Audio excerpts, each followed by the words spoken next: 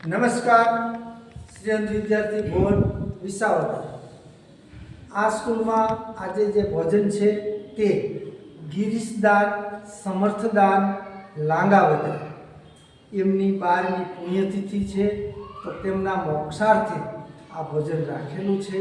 તો આપણે સૌ માતાજીના ચરણોમાં પ્રાર્થના કરીએ કે આ ગિરીશભાઈના આત્માને શાંતિ અને સદગતિ મળે, એમનો પરિવાર સદાને માટે સુખ શાંતિ અને સમૃદ્ધ સભર રહે, એમનો પરિવાર સદાને માટે નિરોગી રહે।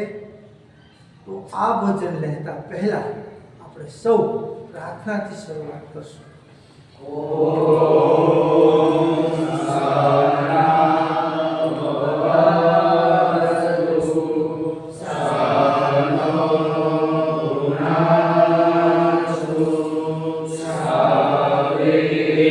Om